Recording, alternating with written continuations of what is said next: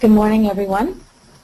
I hope you can hear me fine, and if my voice is too loud or too low, please indicate that to Jake, and he'll pass on your message to me. First, I'd like to say to everyone, Happy New Year, because it is still January, and so wishing you all the best, fulfillment, and well-being in 2011. And I'd like to welcome everyone to this webinar. I see some familiar faces among those in the list of people who have signed on, and so I'd like to say hello, friends, and I see many new names, and I'd also like to welcome you to this, and I hope that you will also take part in future webinars. So thanks very much for your interest, thanks very much to the people who sent in comments in advance of the webinar to some of the questions that were posted. I'll be referring back to some of your comments throughout this hour.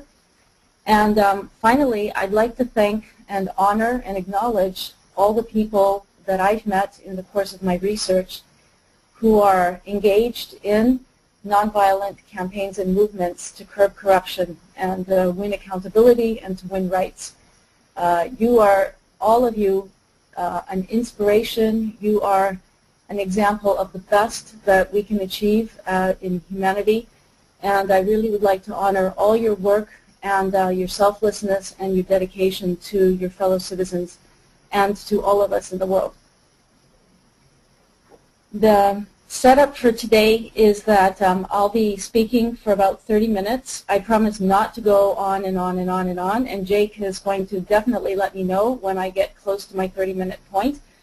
So I make that promise, and then we will spend the second half of the webinar discussing this subject together.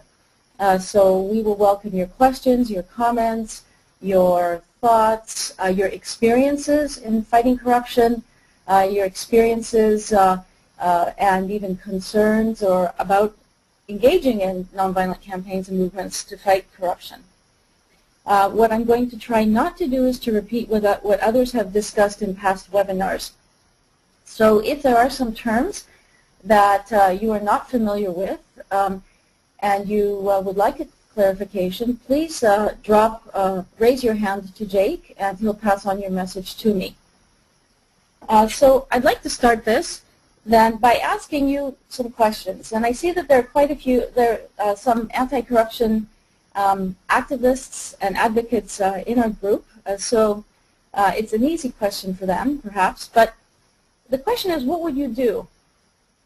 What would you do if you were in particular situations and we're experiencing corruption and seeing that this is harming your life and the lives of others? So, for example, what would you do if you were living in a country that is under authoritarian rule, where people who go out and engage in demonstrations will almost always get beaten and arrested, where people live in fear to express dissent, where people are in a way apathetic and basically resigned to their situation, and where corruption is really a weight on your life, and you start seeing that organized crime and different kinds of crime groups, groups that engage in international organized crime groups that are local, are starting to infiltrate your government in a way,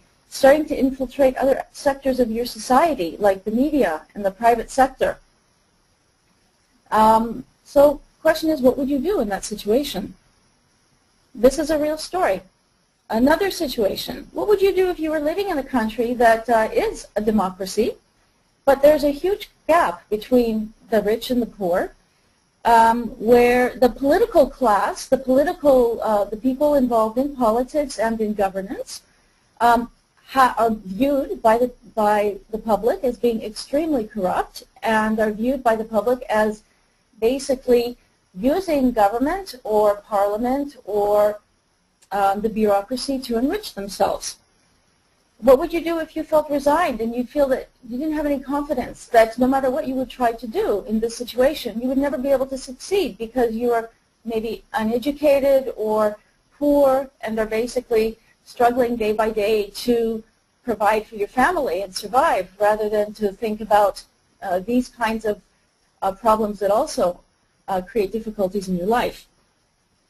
Well, what would you do if you are living in a country that has a lot of ethnic strife, unfortunately, and you live in a slum, and you have very little confidence, you have a sense that you cannot basically approach those who are supposed to be serving you in your local government, in your national government, where you see politicians and or people in local government benefiting from programs and projects that are supposed to actually benefit you, that are supposed to benefit poor communities, and you feel basically that it's not your responsibility. It's not your worry, that somebody else needs to worry about it. You can't, because anyway you might get harassed or jailed or beaten, or you might lose your job, etc.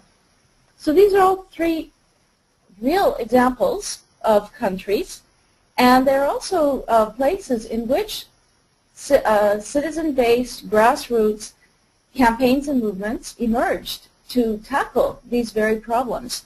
The first case was Turkey in 1997. The second case was Brazil. Right now, started 3 years ago in Brazil and goes on to the present. It's called Ficha Limpa campaign. The first case in Turkey was called the Citizens Initiative for Constant Light, or 1 Minute of Darkness for Constant Light. And the third example comes from Kenya, from a series of social audit campaigns that are conducted by Muhuri, which stands for Muslims for Human Rights, and they operate out of the Mombasa area. So I will talk a little bit more about these campaigns and give you examples further into the session. The first thing I'd like to do, however, is just think about how is corruption linked to violent conflict and human insecurity. I mean, I think each of us today can list or come up with a number of ways in which corruption is linked to violent conflict and human insecurity, but I'd just like to summarize them for you.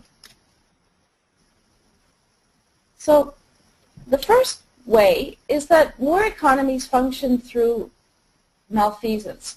The parties that are involved in the conflict depend on fraud, bribery, and basically illicit groups to grease the wheels, to keep the system going in a smooth manner. And we can think of examples. Some of you may be coming out of situations in which there is a violent conflict, and you will have experienced this yourselves. Corruption can also draw out bloody conflicts.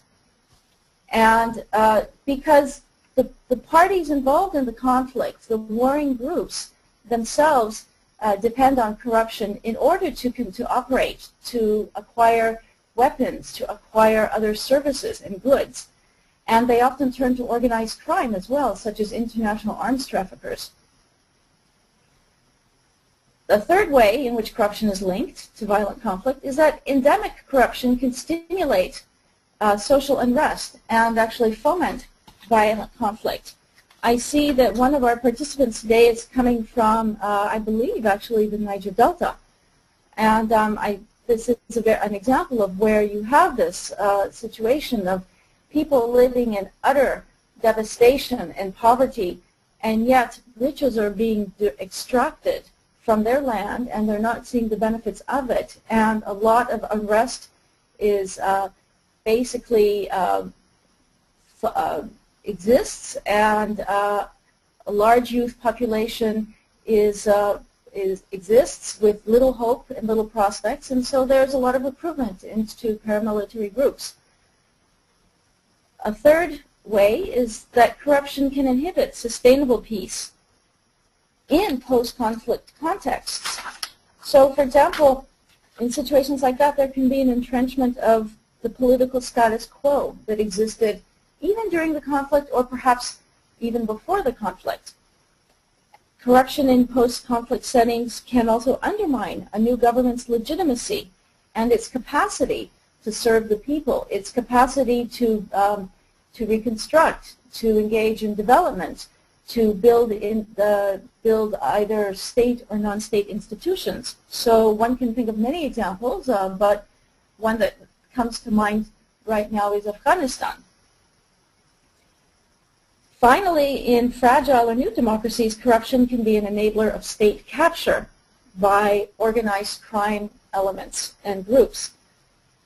So in these situations, there can be an interrelationship between organized crime with state security forces or other elements of the state. There can even be the infiltration of organized crime groups into the actual government, into the actual political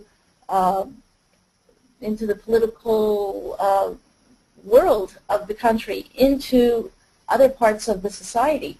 So there can be literally states that are called, for example, narco states in Central America. And for people that are living in these situations, the experience of it is almost like living under an authoritarian tyranny or an authoritarian system. In fact, it can be basically the same. So then how do we break this vicious cycle? Well, when we look at nonviolent campaigns and movements, we can see that actually there is a vicious cycle that develops. Dr. Stephen Zunas pointed out this cycle. He's at the University of San Francisco. And he said that authoritarian and or ineffectual governance paired with endemic corruption results in further delegitimization of authority and rule of law in a country. And this leads to fragmented tyrannies about which I just referred. And these fragmented tyrannies, in turn, reinforce authoritarian rule and ineffectual governance. So you see the cycle starting. And I would have loved to draw or create on PowerPoint a great diagram with like moving arrows for you, but unfortunately I don't have the aptitude yet. Hopefully I will acquire it at some point. Into this cycle, nonviolent social movements and grassroots campaigns can actually create alternative loci of power or alternative centers of power. And this can impact this corruption, violent conflict cycle. And a very good example of that comes from Guatemala. It's one of the cases that I've been documenting, where citizens in a very small country, in a very small town, that is basically situated in the path of narco trafficking from the south up towards the huge market of North America, basically are fighting state capture of their community and their government. And they are in turn doing exactly this. They are developing alternative sources of power, centers of power, through creating parallel institutions, through self-development and empowerment programs, through many forms of civil resistance.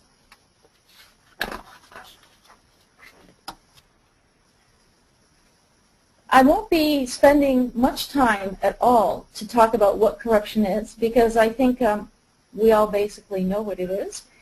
But what I'd like to do is actually share with you 3 definitions to help us think about corruption in different ways, because the way we think about corruption and the way we define corruption can actually impact the way we develop approaches to curbing corruption. So how we look at a problem or an injustice can impact how we go about trying to impact it.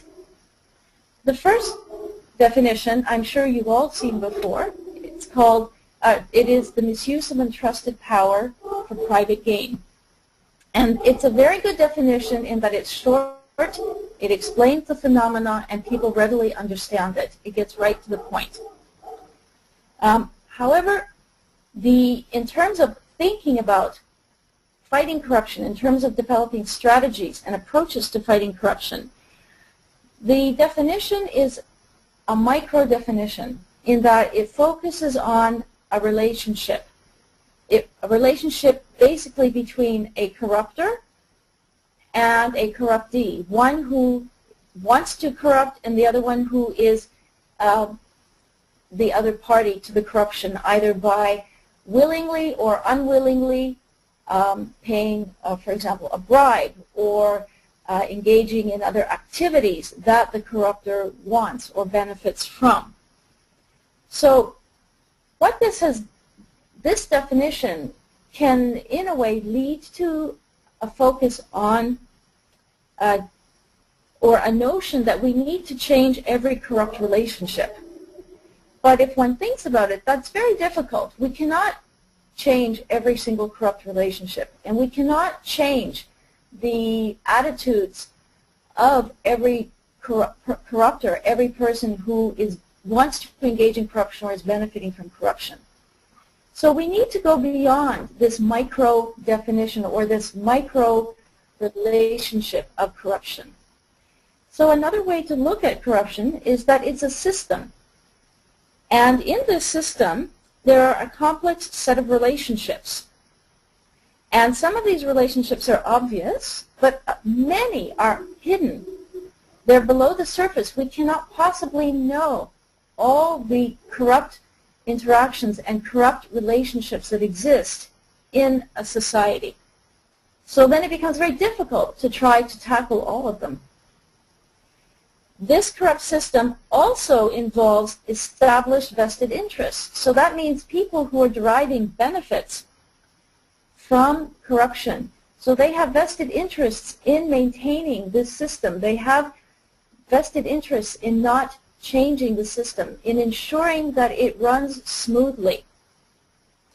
And this system can cut across political, economic, and social forces. So it's not just a system within governments or within the state. It can cut across many parts of society. A third way to look at corruption is much broader, and this is a rights-based definition. And corruption is the external manifestation of the denial of a right, of an entitlement, of a wage, of a medicine, etc. And this insight comes from Aruna Roy, who is the co-founder of Mazdoor Ki Shakti Sangapan movement in Rajasthan, which was a 10-year movement for rights to information in India, which ultimately led to the passing of the Right to Information Act in India, which is becoming a potent force to curb corruption. What are some of the limitations to traditional top-down approaches to curb corruption?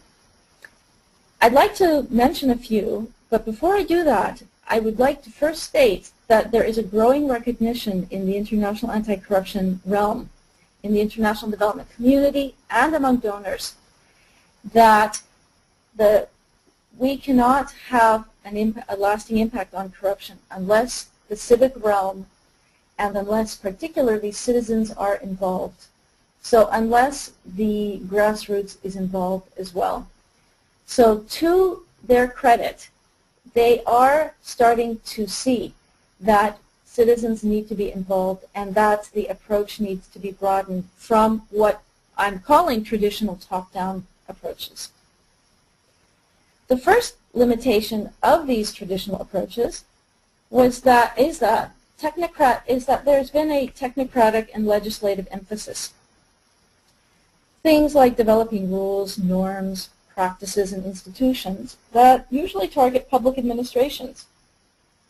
So, for example, things like commissions, anti-corruption commissions, decrees, codes of conduct, creation of ethics agencies, passing of legislation, laws.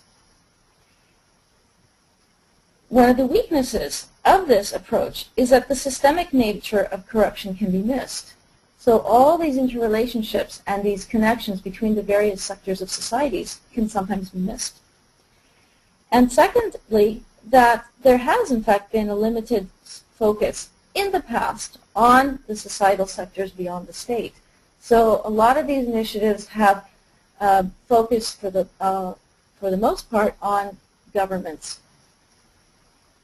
The second limitation was that there was an assumption underlying these approaches. And with hindsight, we can see this. Of course, it's not, I mean, one didn't realize this at the outset, but now we can see that once anti-corruption structures are put in place, the assumption was that illicit practices would then change.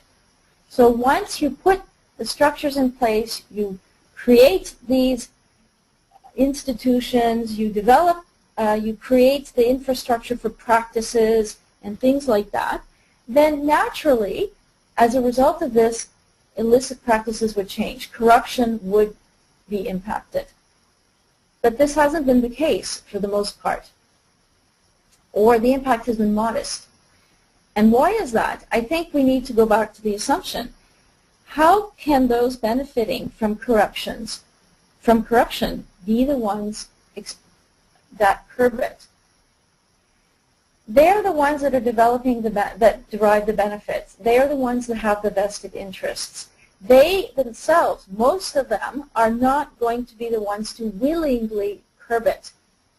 Again, the key point is willingly curb it. A third limitation of traditional top-down approaches is that people were not factored into the equation. We know that ordinary citizens are the ones who bear the brunt of corruption, regular citizens, and they're the ones that suffer from it. And yet their voices were not, and their experiences were not factored into the equation as strongly as could have been. In bottom-up, people-centered approaches, we can see that the priorities alter to controlling those forms of graft and abuse that are most harmful or common to the public, especially the poor. And as importantly, in bottom-up approaches, citizens are seen as sources of power, not as passive onlookers. And citizens are seen as sources of positive change. They are not considered powerless. So some of the kinds of graft and abuse that are harmful or common to citizens are some of the things that you wrote to me about. So a couple of people wrote in about bribery in bureaucracies and in the public administration, and how this is particularly a burden for the poor, because they're the ones that don't have the money to pay the bribes and thus suffer the consequences, whereas people in the middle class actually can afford to pay bribes. And even some people pointed out to me in an email that they may actually willingly pay a bribe because they'll get a better service. Another type of corruption that citizens are oppressed by concerns police corruption. In many countries, people have told me themselves, have talked about how police corruption is a huge burden from them. I've heard this from people in parts of Africa. I've heard this from people in many countries of the former Soviet Union. Another form of corruption that burdens the poor is corruption in public services, for example, hospitals and medical clinics. And there's, in fact, a very effective campaign underway in Bangladesh right now called the Social Movement Against Corruption that is targeting this. So enough said about traditional top-down approaches. Then what are some key points to think about in terms of bottom-up approaches to curbing corruption? There's a strategic value of people power. It consists of extra institutional pressure to push for change. That means pressure that's coming from outside the institutions, from outside the corrupt system. It's a value because it is a situation where this extra institutional pressure is coming when the power holders are corrupt and or unaccountable, and when the institutional channels are blocked or ineffective. That is, the systems within the institutions are blocked. People don't want to change. They have the system of corruption going. They have vested interests. Or it's ineffective. It's not working. So top-down and bottom-up grassroots approaches are not mutually exclusive. This is not an either-or discussion. And it's very important to keep that in mind. Bearing that in mind, civic campaigns and movements can disrupt vertical and horizontal forms of corruption. They can foster holistic approaches that focus on graft both in the state and other sectors of society. They can embed anti-corruption into a larger set of goals for accountability, participatory democracy, and social and economic justice. So corruption is not viewed in a vacuum, but it's viewed as part of the problems and sources of oppression to which it is linked. Bottom-up approaches can create political will and bolster genuine efforts within systems of corruption, so bolster all those top-down initiatives. Bottom-up approaches can complement and reinforce these legal administrative mechanisms just mentioned. And as importantly, they can support and protect honest individuals and other power holders who are attempting to enact reforms and change.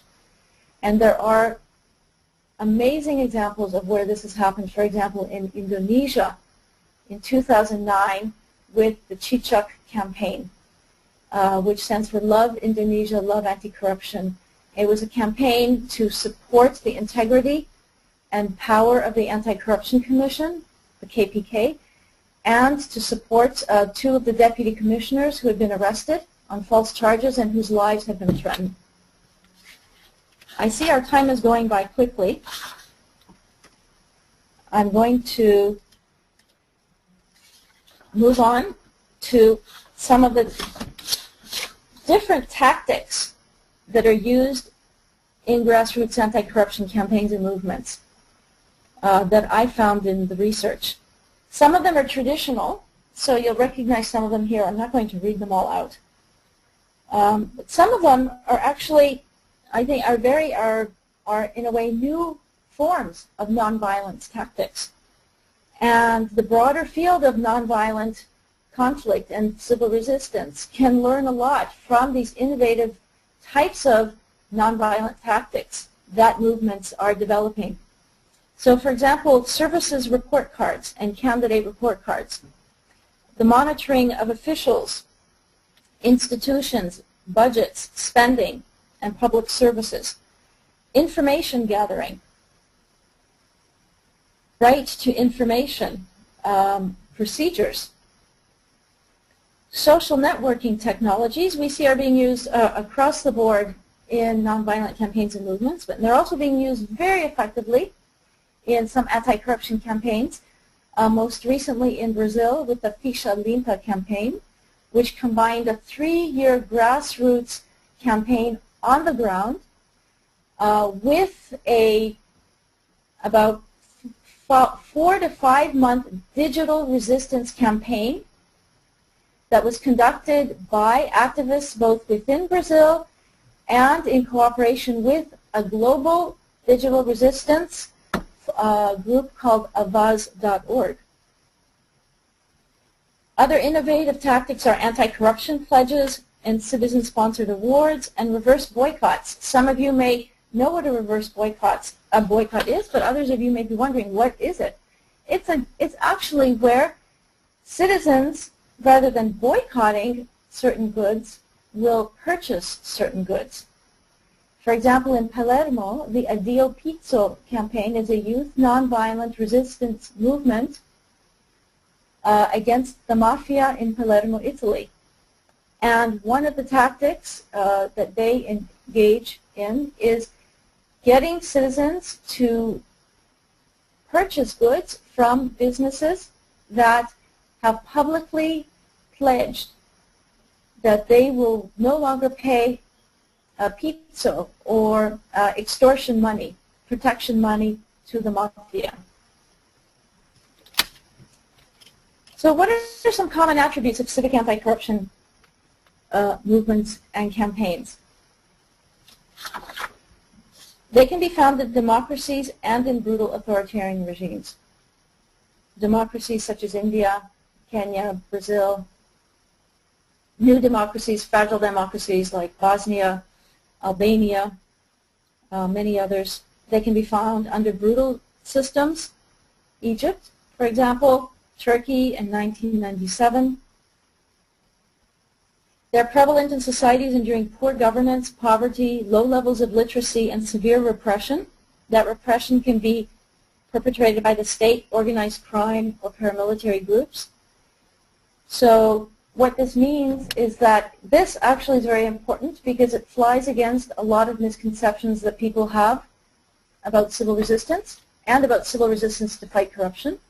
One will often read papers or hear comments that, oh, this can only happen in a society where people have a certain level of education, or how can the poor be expected to be engaged in activities like monitoring public spending and reading budgets.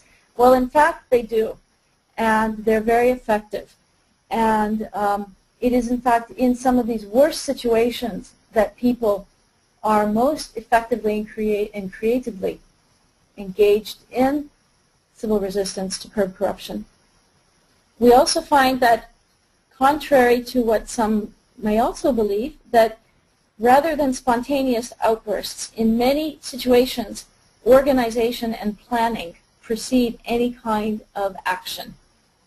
Even when there's been a scandalous event that aroused public indignation. There were scandalous events, for example, in Turkey and in Indonesia, of course, with the arrest of the deputy commissioners. However, in both these cases, there was long-term planning. In Indonesia, what was amazing is that many, many months before any of these things happened, activists told me that they, quote, saw the writing on the wall. They knew something was going to happen, and they started planning and being prepared to have a campaign, to mobilize the public, to be ready when the repression would start. Similarly, in Turkey in 1997, there was a huge scandal which prompted a group of citizens to say enough is enough. However, they then started planning and strategizing for over 4 months before the campaign was launched. And in that campaign, you may have heard this, but it's estimated that approximately 30 million citizens participated at its peak, which is really amazing. We also find in these campaigns that skills and strategy matter more than conditions, as we're seeing from these examples. Every campaign starts off with obstacles and challenges.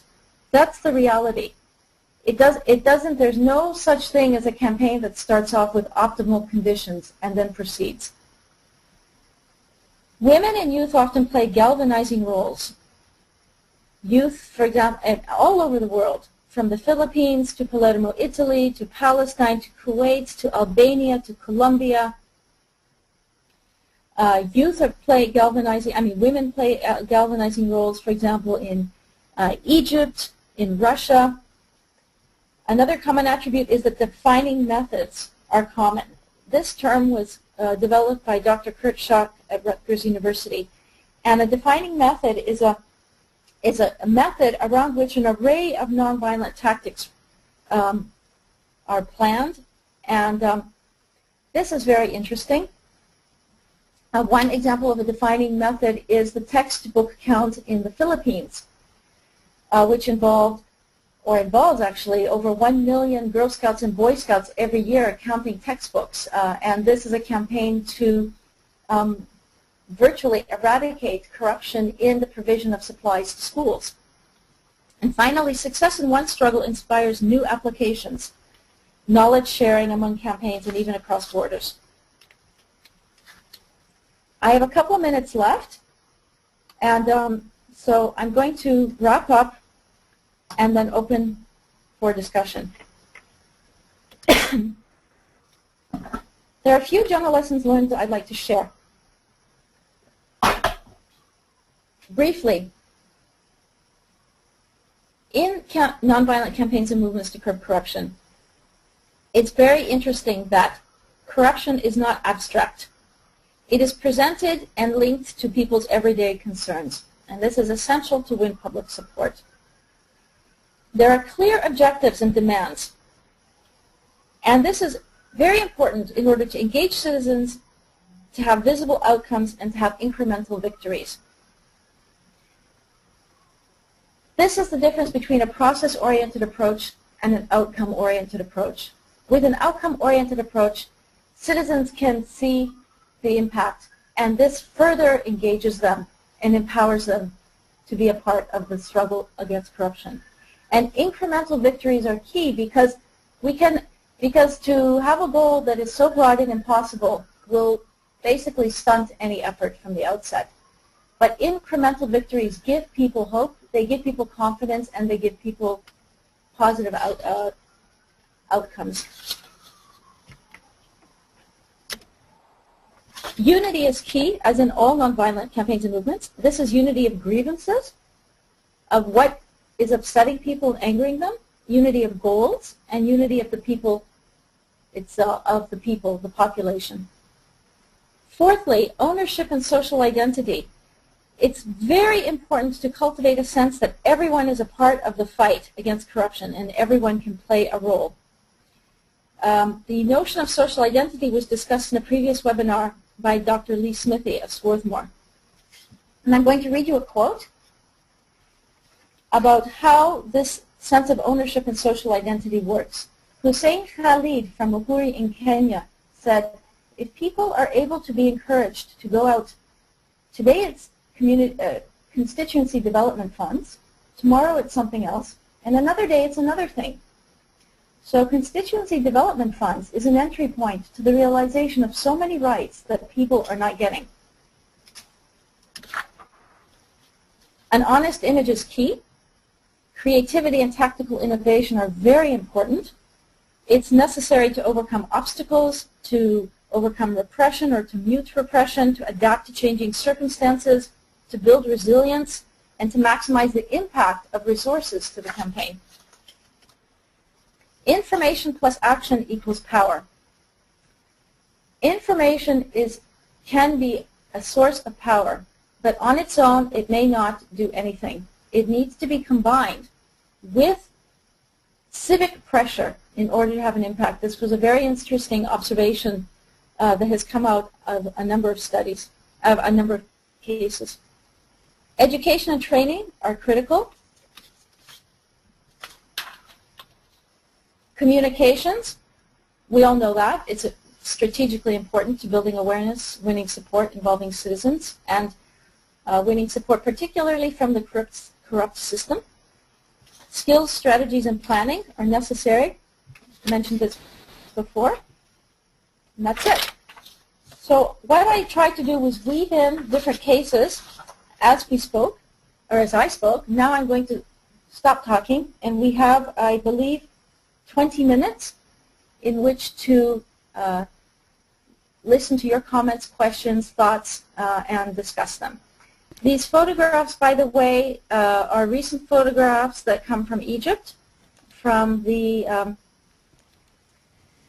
people power mobilization that's underway in Egypt, so I just thought that I would leave them up. As many of you know, corruption is a key source, is a key grievance for citizens in Egypt, and it's one of the grievances that's part of this uprising, this popular public uprising. Thank you very much. Okay, thanks a lot, Shaazka. Just as a reminder to everyone listening, you can ask questions in two different ways. The first way is by pushing the small hand icon on your toolbar, and I ask if you push that, you have your microphone ready so that I can unmute you and then you can ask your question. And the second way is you can type it into the questions pane also on your toolbar. So it looks like we already have a few people who would like to ask a question. Our first question comes from Helena. Helena, please go ahead.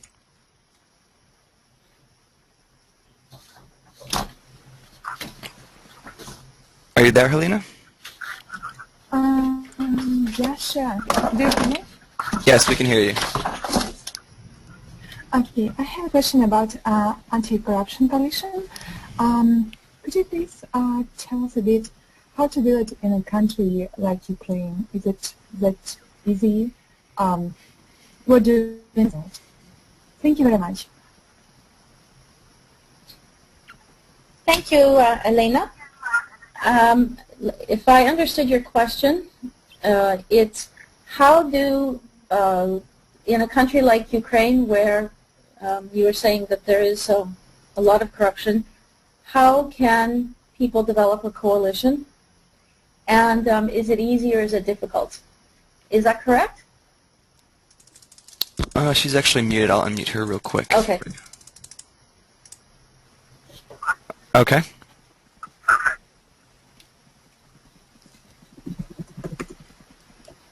Are you there, Helena?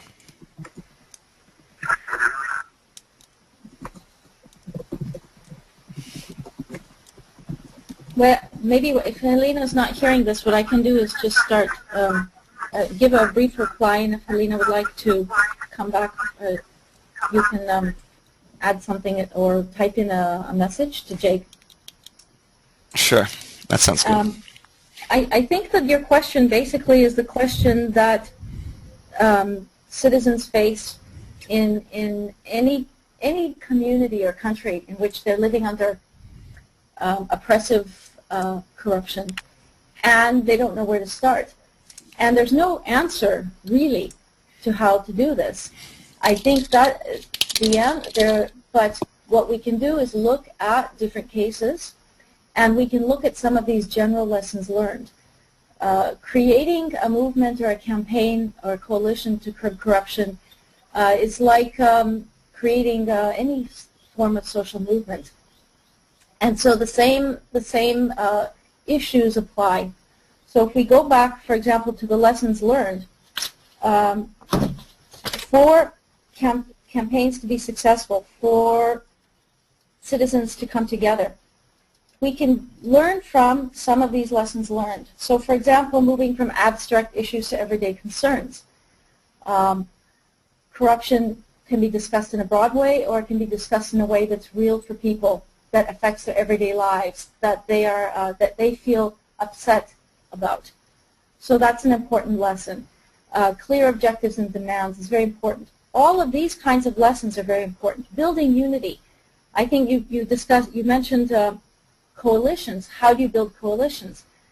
That is then seeking the common, coalitions seek common ground. They identify the issues and the grievances that are common across many groups and sectors in society. They identify goals that are shared, for example. And this is a very difficult process. It requires a lot of planning. It requires a lot of work. It requires a lot of effort in communication. However, it's possible, and that's the important lesson that we can find out of all of this. It's possible. I've identified over 30 really compelling cases in which citizens and the civic realm have mobilized together to curb corruption, either at the local level or at the national level, and from all over the world, in every single part of the world, including the former Soviet Union. Thank you. Our next question comes from Reza. Please go ahead with your question. Good evening. I have a question, actually. Reza, please speak up. Yeah, can you hear me? Yes, thank you. Okay. I wish that you were also addressing some main roots of the corruption, but my main concern is I was living in some Asian countries like India, in Thailand, in Cambodia, and what I saw it was a wide corruption in most of the governmental institutes. And when I was talking with one policeman, he answered that when I don't have enough money to afford my family's expenses, then what else can I do?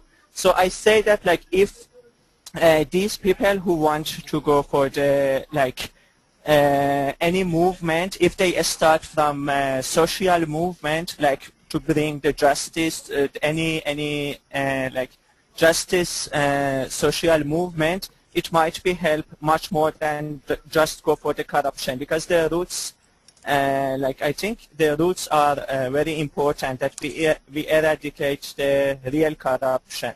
Thank you. Thank you very much, Reza. A second very good question after Elena. This is a global excuse for corruption. When there's petty bribery, and petty in terms of the amounts I don't mean petty in terms of the impact for people.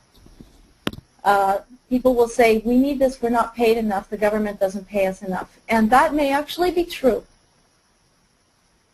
However, it's a slippery slope to accept that reasoning for a couple of reasons. Firstly, when salaries are increased, this may not eradicate the corruption, and that's been found. So if that were the only reason for petty corruption, then it should disappear, but it doesn't. And this is because the corruption is a system. So this is an example of vertical corruption. It goes up and down the system. So for example, in the police, the petty bribe that the officer demands on the street is part of a whole system of corruption that goes all the way through, from the local police all the way to the top. And even the petty officer will probably have to give a cut of his, or perhaps her, bribes every day to her or his superior, who then gives a cut to their superior, etc., and etc. Secondly, in situations like this, the problem is not with the people, the problem is with the government, and that, I think, was your second point. So you're saying then we have to look at the governance itself, because the grievance is actually with the governments who are not adequately paying their own public servants. That may be true, and that's an important, actually, element that can be addressed by social movements. Because, as we know, it's important to remember with people power that you have two dynamics. One dynamic is to win people over to your side. The second dynamic is to disrupt the system of oppression, in this case, a system of corruption. So when the grievances, these grievances are understood by the social movement, the movement can be perceived as not being an enemy of, for example, the petty officers and demanding petty bribes. But the social movement can be seen as part of the solution for those who feel that they have no other alternative but to seek a bribe. I will give you a very interesting example of a case in Uganda involving police corruption, which is absolutely amazing, of this entire dynamic. I haven't been able to study it in depth yet, but I've got a lot of the basic information from one of the activists. This took place in a community, so there's a community-based initiative in Uganda, not in the capital city. It involved police corruption on the street level, so corruption that's really impacting citizens. So bribes, false arrests, and then one has to pay to get released out of prison and things like that. So a group of a civic organization, along with citizens, developed a monitoring system. So this is a very effective tactic. It would be a defining method to monitor police corruption. This is a disruptive tactic because it disrupts the system. Interestingly, it started to have an impact. It started to have an impact. Corruption went down. And the police at the local level started to change their own views about the population. They started to have more respect for the community, for the people in the community. They started to understand that people in the community have power. And that changed so that started shifting the power relationship between the authorities and the people. And you may not believe this, but amazingly, police have come to the civic organization with their own grievances now, saying we don't get paid enough, we have this problem, we have that problem, and they now are seeking help from the campaign to air their grievances to their authorities. So imagine that not only in this situation has this campaign shifted the power balance, curbed corruption, but it is shifting the entire equation of power so that now the police are coming to the people to ask them for help for their own problems. Thank you. We've got about 10 more minutes. Am I right? That's correct. Okay. Would anyone else like to share a comment or ask a question or? We do have a few insight hands on that? raised, and a few questions written down in the questions pane. I don't know if we can actually get to all of them. Our next question comes from William. Please go ahead, William. I'm still muted. It sounds like I'm William, and I'm unmuted. But I'd written a question. First of all, I appreciate your presentation very much because I will be at a roundtable Monday in London on this very question as it pertains to how to counter corruption in Afghanistan. And I really appreciate your linking top-down with bottoms-up pressure because in Afghanistan, the Americans, the international community, UN, everybody's got all this great stuff that we want the Afghans to do, and they say they're doing it, but in reality it's not happening.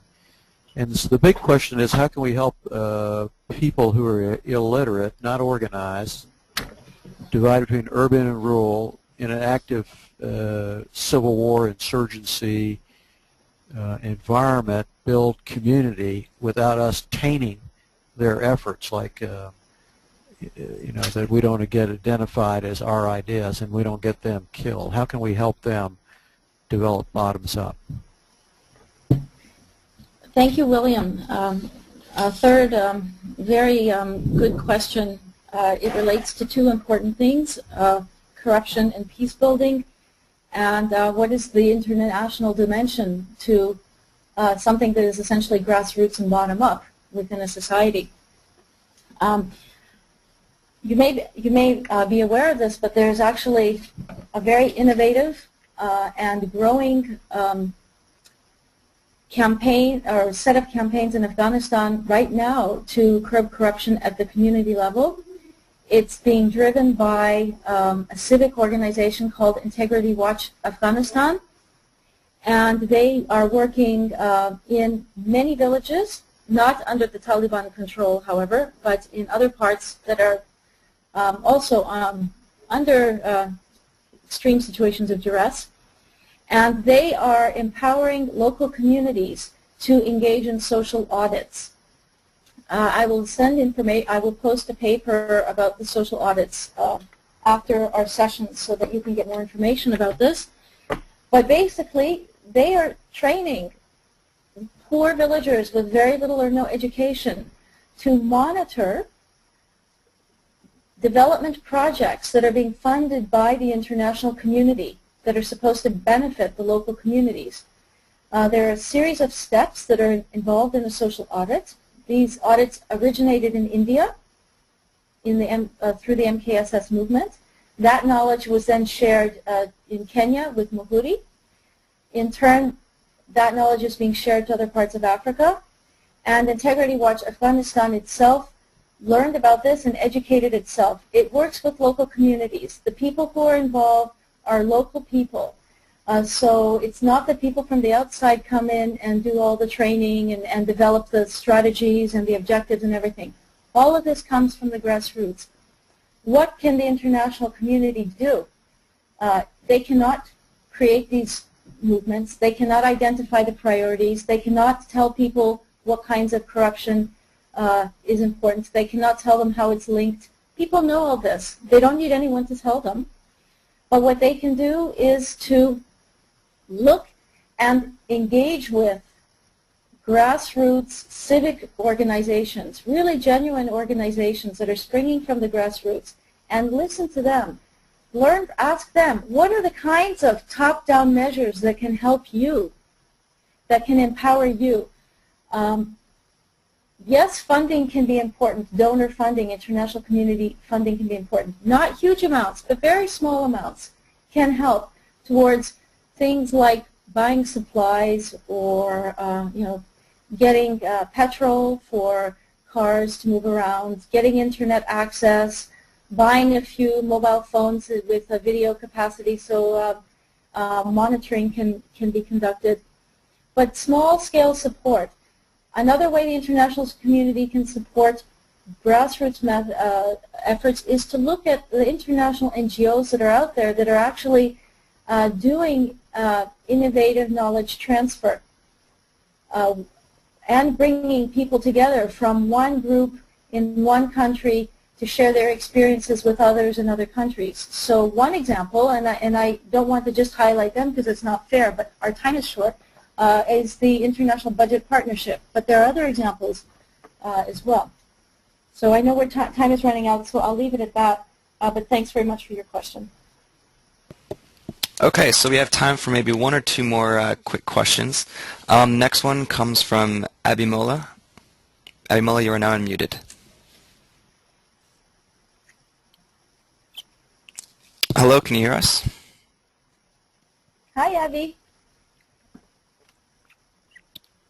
Okay, it seems they're having some audio trouble. Let's go to the next question with Marie. Hello. Can you hear me? Yes, we can hear you. Can you hear me? Yes. Hi. Thanks for a very interesting presentation, Shaazka, and a very interesting discussion. I work in a university as a leadership educator in South Africa, and many of our graduates go into civil service, into government departments and so on, and they have many anecdotes to tell about the corruption they encounter within those departments and of the great difficulty of trying to combat it. If they in any way attempt to challenge or question or blow the whistle or take the matter higher up, they will simply get sidelined, marginalized, they will not retain their job, they will not be able to get a job in future in a government department and so on.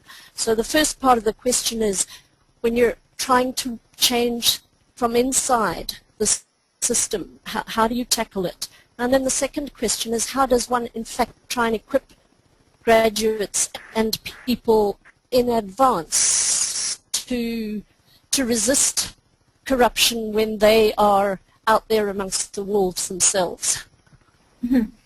Thank you, Marie. Some very good questions. You raise a very important point about people within the system, within corrupt systems, who actually don't want to engage in corruption. But because they feel outnumbered, it's very difficult. And moreover, they can endure severe consequences if they do not engage in corruption and feed this whole system of malfeasance. This is why, for example, citizen-based movements and campaigns are so important, because a powerful citizens movement and campaign can empower those within the system who want to change it, because then those within the system are not alone. You mentioned, I think you actually mentioned the term dissident, and in fact that's what people within the system who are honest are. The dynamic is like dissidents in former authoritarian regimes. A dissident is basically one person who's alone within the system, and it's very easy to squash down one person. But power comes from numbers. We know that from people power. So power from numbers from a campaign or movement is power, creates those numbers for those within the system who want to reject the corruption. So that's one reason why it's important. Moreover, the nonviolent grassroots campaigns against corruption can then empower those within the system, because by creating pressure from the outside, then those inside the system can then start implementing a lot of these top-down measures without having to deal with so many repercussions. Because there probably are all kinds of mechanisms to curb corruption in the public administration in South Africa, but probably they're just not, I don't know, you will know better, but they may not be followed, or they're being followed incorrectly. So this external pressure then serves to empower those within the system who want the change. So you need both. And they win people over. All those people within the system who are honest, they can be a part of the larger movement too, because everybody has a role in the larger movement. So that's part of the dynamic of people power to curb corruption. How do you instill these values in people before they enter the public administration? That's very important. I think a lot of the programs probably that you are implementing within the university and other universities around the world are essential. Again, grassroots movements can play a role to reinforce that. I found interesting examples whereby grassroots movements engage in a lot of education of, for example, children, high school students, university students, in order to instill these values, because these movements say that we will never have lasting change until we change the mindset of those who are going to become the future leaders and the future bureaucrats and the future people in all the sectors, those who will become the future power holders. So, for example, the fifth pillar in India has one of its key tactics is to conduct workshops throughout universities and colleges in the state of Tamil Nadu. And they have literally reached thousands upon thousands upon thousands of young people. And they even engage in pledges where they ask young people to pledge not to engage in corruption either in the present or in the future. All these activities to try to instill these values in people, to build in this social identity that we are all part of this struggle together and that it affects us all negatively and that we are the solution to the problem. Thanks. Do we have time for one more question or comment? I see a lot of raised hands and a lot of written in questions. If you want to fit in one more, we could. I'm happy to if it's fine for all of you guys and women. Okay. Why don't I read off one of the written in questions? We haven't done any of those yet, just to wrap it up. Thanks. This one comes from Sam, and Sam writes, do you really believe that the bottom-up approach in this present day can be nonviolent in view of the recent incident in Tunisia? For instance, even when the people were engaged in nonviolent protests, the police were creating the violence, and of course, the people reacted. Thank you, Sam. That's a very good question. The characteristic of a nonviolent campaign and movement is the behavior of the campaign and movement itself. So those within the campaign and movement are nonviolent, and they use what we would call nonviolent tactics or actions. However, as we see, corruptors and oppressors do not behave nonviolently. They are threatened, and the more they become threatened by citizens, the more they will try to suppress that. So their violence is a sign of their fear and their understanding that people have power. So I'm glad you asked this question, because it's very important to point out that just because a campaign or movement is nonviolent does not mean that the oppressor is going to be nonviolent. Nonviolent campaigns and movements are composed of people with incredible courage and bravery, and they suffer. They can suffer harassment, intimidation, repression, violence, and yet they persevere. And so that's why, for me, I have such admiration and awe for all of those for all of the people in these campaigns, because they take real risks every day. Having said that, nonviolent campaigns and movements are effective because people have power, and nonviolent power is extremely powerful. It's one of the most. It is an extremely powerful source of change in the world. I would invite you to visit some past webinars where we discuss this whole dynamic of how nonviolent power has such an impact and why it is more effective than violence to achieve change. Finally, I think you said that I'm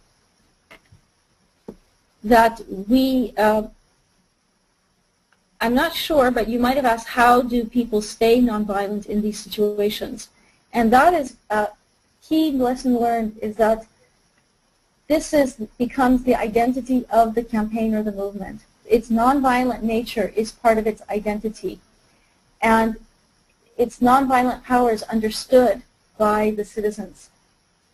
And planning and organization and strategizing for the movement to stay nonviolent, for there to be nonviolent discipline, is an active part of the campaigns and movements themselves.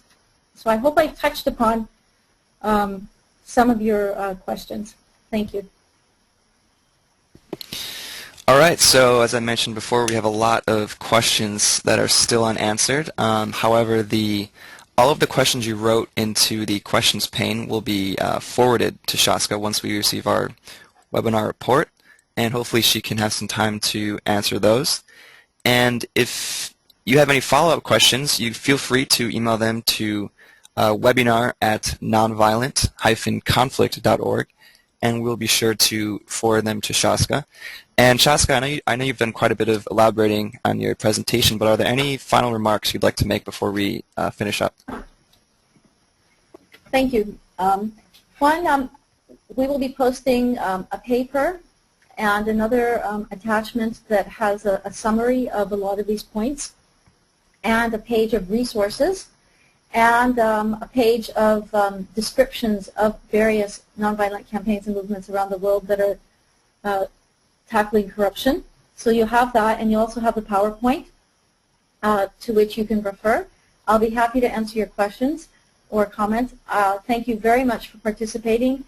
And I think that the overriding lesson that we can learn out of all this is that people have power, and that people can achieve positive results in their societies, and that we need to give credit to people, to your regular citizens in societies. They have wisdom, they have capacity, they have courage that's boundless, and when we do that, we start to see the world in a different way, and we see that amazing things are happening around the world, that corruption is a problem. It will never go away. It is a source of extreme oppression for many people. However, it is possible to impact it, it's possible to curb it, and it's possible to achieve positive outcomes, outcomes that matter in people's everyday lives. So thanks very much, all of you, and I look forward to being in touch. Okay, and in addition to the PowerPoint, we actually recorded this entire webinar, and it will be uploaded to our website in the next couple days at nonviolent-conflict.org, so you can revisit the presentation or else forward it on to other people who might be interested in the topic. And we'll be sure to keep you up to date for our next webinar, which will be coming soon. And with that, thanks everyone for listening, and Shaazka, thank you so much for your presentation and being with us today. My pleasure. Thank you. Thanks everyone, and enjoy the rest of your day.